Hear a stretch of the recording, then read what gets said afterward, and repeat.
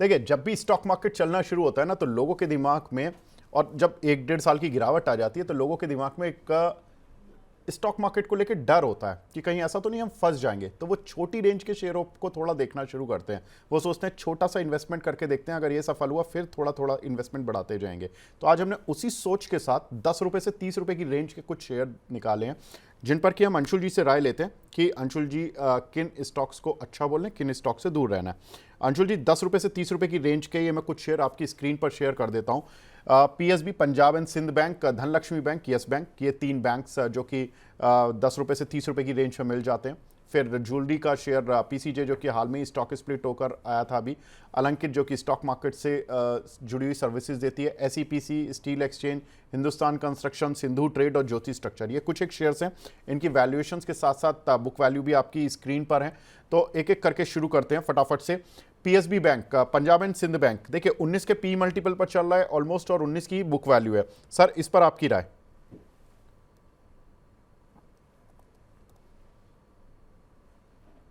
अंशुल अंशुल जी, unmute कर लीजिए please. Sorry sir, 1 अप्रैल 2025 को कॉर्पोरेट गवर्नेंस की कुछ न्यूज आई थी। उसके बाद स्टॉक एकदम से 46 रुपए से गिरते गिरते 25 रुपए आया था। उसके बाद से एकदम साइडवेज एक रेंज में बना हुआ है। मेरे को इसमें बहुत ज्यादा उम्मीद नहीं है। और पब्लिक सेक्टर बैंक्स में स्पेशली, अगर बैंकिंग में अगर इस टाइप की कोई कॉर्पोरेट गवर्नेंस की न्यूज आती है तो इंडस्ट्रियल जैसे को नहीं छोड़ा गया, तो ये तो छोटा स्टॉक है, तो मैं अभी तो अवॉइड करूंगा इसको। ठीक है सर। अब अगला सवाल जो रहेगा वो धनलक्ष्मी बैंक और यस बैंक, इन दोनों में कोई पैटर्न बनना है sir? Dhanlaxmi bank valuation wise देखो तो 12 के पी मल्टीपल से नीचे और बुक वैल्यू से भी नीचे। और अक्सर बैंक हम देखते हैं 15-20 के पी मल्टीपल पर आ ही जाते हैं, लेकिन ये पी मल्टीपल पर तो कम चल रहा, बुक वैल्यू से भी कम चल रहा है। तो सस्ता है या अभी भी टेक्निकल चार्ट खराब है? तो टेक्निकली तो चार्ट ये नहीं कहूंगा कि खराब है, लेकिन अच्छे भी नहीं है कि आप बाइंग करके निकल सके।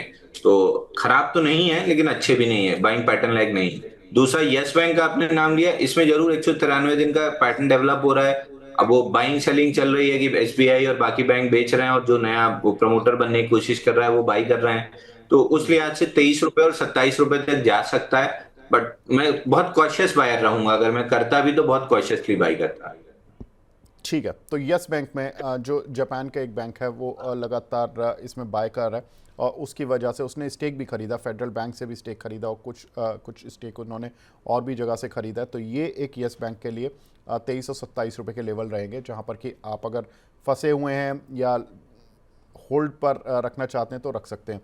पीसीजे, अंशुल भाई ये बताएं, ये काउंटर देखिए ज्वेलरी में है, और ये स्टॉक स्प्लिट होकर आया था। एक जमाना था जब ये पिट पिट के 30-40 रुपए आ गया था, फिर वहाँ से 150 रुपये गया, फिर स्टॉक स्प्लिट आया 15-16 रुपये, इस एडजस्टेड तो 15-16 रुपये, वो 150 का ही मामला है कि 150 से जो स्टॉक स्प्लिट हुआ।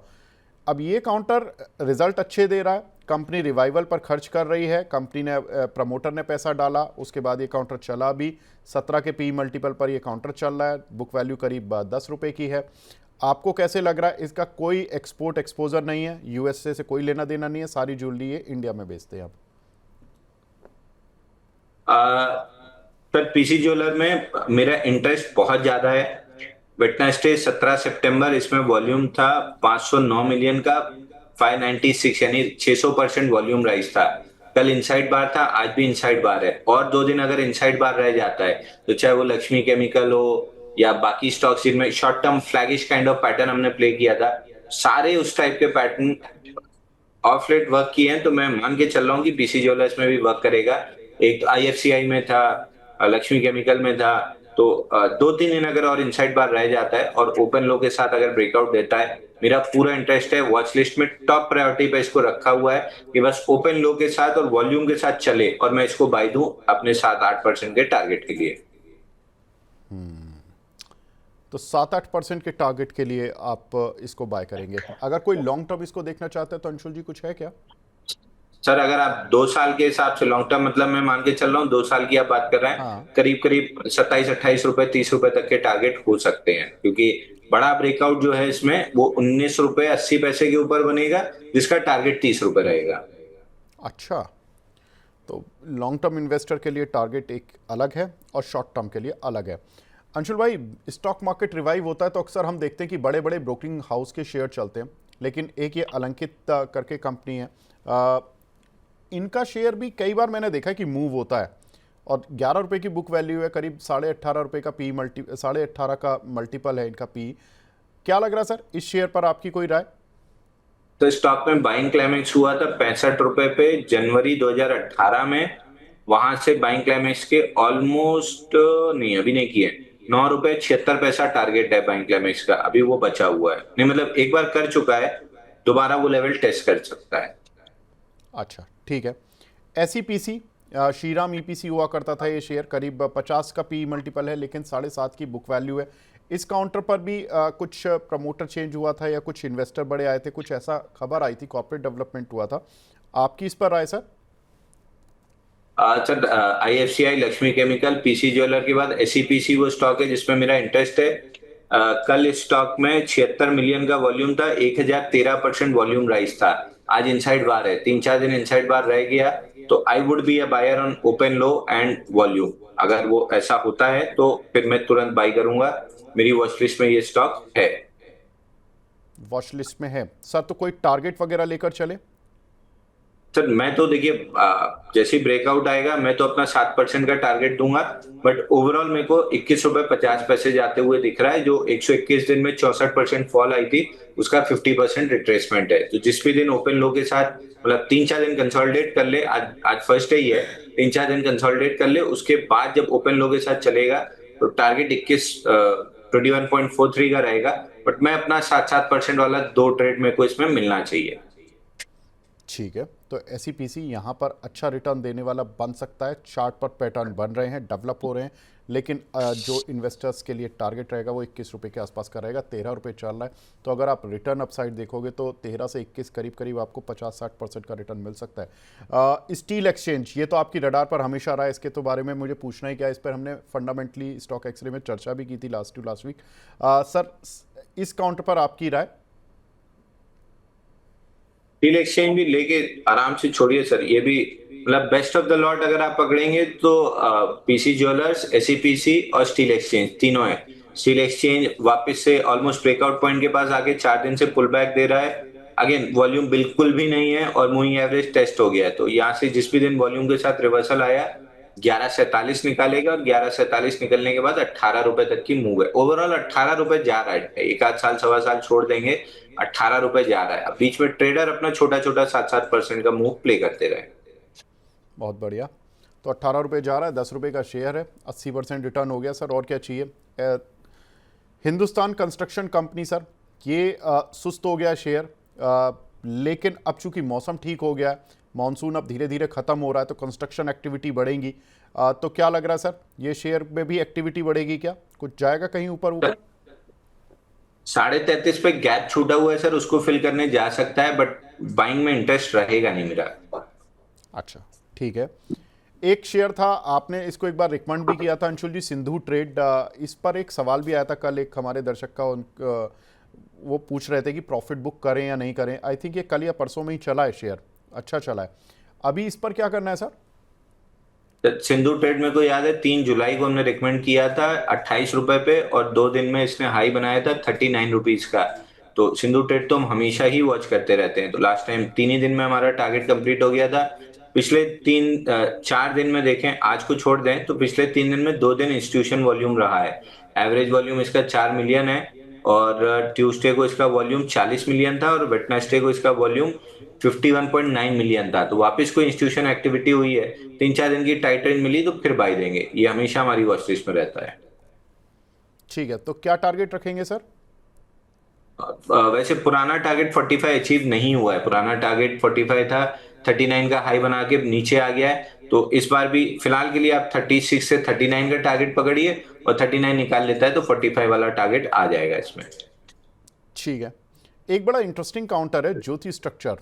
ये काउंटर अंशुल जी 8 रुपये से 40 रुपये तक गया, अब 16-17 रुपये आ गया। राइट्स इश्यू की वजह से इसने कुछ इसमें इक्विटी डाइल्यूशन हुआ, लेकिन इसमें कुछ बड़े इन्वेस्टर्स भी आए थे। आई बिलीव इसमें आशीष कचोलिया साहब जैसे बड़े इन्वेस्टर्स ने इस काउंटर पे स्टेक लिया था। मैं एक बार चेक कर लेता हूँ कि उनका अभी स्टेक कितना बचा हुआ है। इस काउंटर पर आपकी राय? सर मेरे को रिवर्सल तो दिख रहा है, इंस्टीट्यूशन एक्टिविटी मतलब जो वॉल्यूम चाहिए होते हैं इंस्टीट्यूशन वाले वो नहीं दिख रहे हैं। अगर वो होते तो मैं इसको बाई रिकमेंड कर रहा होता 20 रुपए 50 पैसे और उसके ऊपर 26 रुपए तक के लिए। तो अगर इंस्टीट्यूशन वॉल्यूम आ गया तो मैं तुरंत तुरंत बाई रिकमेंड करना स्टार्ट करूंगा। आशीष कचौलिया जी की कंपनी है Bengal finance and investment private limited, और एक आशीष कचौलिया जी के नाम से ही होल्डिंग है उनकी। आशीष कचौलिया जी ने अपने नाम की होल्डिंग से तो स्टेक थोड़ा कम किया, लेकिन बंगाल इन्वेस्टमेंट में बढ़ाया है। मतलब जो इन्होंने शायद शिफ्टिंग की है कि अपने नाम से बेच के बंगाल इन्वेस्टमेंट वाली जो इनकी कंपनी है उसमें स्टेक कर लिया। ठीक है सर, तो ये थोड़ा सा इस काउंटर पर बड़े निवेशक हैं, उनका करीब स्टेक है कुल मिलाकर 3.5% का। 3.5% भी ठीक ठाक होता है क्योंकि कंपनी की जो सर वो मार्केट कैप है 2000 करोड़ है।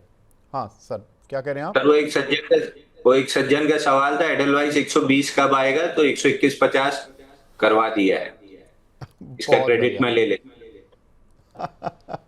ठीक है, और नेटवेब कहाँ गया जिसको आप कह रहे थे मेरा ईगो? 2390 का हाई बना सर। बहुत बढ़िया। तो ये देखिए नेटवेब 3248 चल रहा है और इडलवाइज बेहतरीन। अब जो हमारे दर्शक थे वो 120 का पूछ रहे थे, वो 120 लगभग लग गया। तो यहाँ पर बहुत बढ़िया, यही दिन चाहिए थे अंशुल जी, बहुत बढ़िया। और स्टॉक एक्सरे में भी आपने सारे ही शेयरों पर बेहतरीन जवाब दे दिए हैं। और अब देख, थोड़ा जल्दी में हूँ, बिल्कुल निकलना है मेरे को। नहीं, मैडम लाइव शो में डांट देती हैं। बिल्कुल बट बिल्कुल जाते बिल्कुल जाते एक बिल्कुल शेयर सर, बता बिल्कुल दे रहा हूँ, जाइए, बिल्कुल। फटाफट जाते धन्यवाद। जाते एक शेयर बता दे रहा हूँ, डायमंड केबल। डायमंड केबल हाँ, देख लीजिए, 155 रुपए चल रहा है। अगर लेना है तो ले लीजिए, इसमें स्टॉप लॉस लगा लीजिए 150 रुपए का, और टारगेट लगा लीजिए। जाना तो 183 है, लेकिन मैं 7% पे बुक कर दूंगा।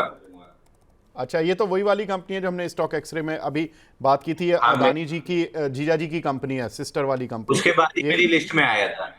अच्छा ठीक है, 183 का standard target. Disclaimer sir, clients को बाय दिया हुआ है। 183 का टारगेट, 150 का स्टॉप लॉस, ये है ना अंशुल जी? हाँ सर, 150 का स्टॉप लॉस, 183 का टारगेट है। इसी रेट पे मैंने बाई दिया हुआ है अपने क्लाइंट्स को। स्टॉप लॉस टारगेट क्योंकि हम एक्सेल में लगा के रिस्क रिवॉर्ड बराबर रखते हैं। ऐसा नहीं कि 5 रुपए का टारगेट दिया, 15 रुपए का स्टॉप लॉस दिया। तो रिस्क रिवॉर्ड 1:2 फिक्स होता है, तो उस हिसाब से टारगेट स्टॉप लॉस जाएगा, बट ओवरऑल 183 जाते हुए दिख रहा है। ठीक है सर, डन। बहुत बढ़िया। Diamond cable, diamond power infra के नाम से शेयर आता है, इस पे 183 का टारगेट, सर मैं चला। 150 का स्टॉप लॉस। अंशुल जी ठीक है, आप कृपया प्रस्थान करें। धन्यवाद सर, बहुत बहुत शुक्रिया हमसे जुड़ने के लिए। डायमंड पावर देखिए, बात करते करते जबरदस्त मूव इस काउंटर पर देखने के लिए मिल गया। 154 रुपये पर अंशुल जी ने बताया था, और देखिए बात करते ही 1 मिनट में 157 तक ऑलमोस्ट आ गया। बेहतरीन शेयर। और हमने बताया भी था कि अदानी, गौतम अदानी जी की जो सिस्टर हैं प्रीति शाह, उनके हस्बैंड की कंपनी है ये कंपनी, और उन्होंने 2022 में 501 करोड़ रुपए में एनसीएलटी से खरीदी थी, और आज इस कंपनी की मार्केट कैप 8100 करोड़ रुपए हो चुकी है। जब एनसीएलटी से ये शेयर बाहर आया था तो ये 2 रुपये का था, वहाँ से 1900 रुपये तक गया। फिर इसको स्टॉक स्प्लिट किया, अब ये एडजस्टेड वैल्यू 190 होनी थी स्प्लिट के बाद, अभी ये थोड़ा नीचे आ गया मार्केट, तो उस वजह से भी 157 के करीब आ गया। तो ये इस कंपनी की कहानी है हाल फिलहाल की। कंपनी ने अभी गाइडेंस दी है कि हम 10,000 करोड़ रुपए तक का अपना रेवेन्यू कर देंगे। कंपनी का जो मौजूदा रेवेन्यू है वो करीब सालाना करीब 1115 करोड़ का है। तो 2030 तक की उनकी गाइडेंस है कि हम लगभग रेवेन्यू को 8-10 गुना कर देंगे। अब देखते हैं कितना रेवेन्यू कर पाएंगे वो। लेकिन शेयर तो बहुत ज़बरदस्त चला है आज भी और पहले भी। ठीक है, तो डायमंड पावर के इस मूव के साथ तब फिलहाल इस सेगमेंट को यहीं पे विराम देते हैं।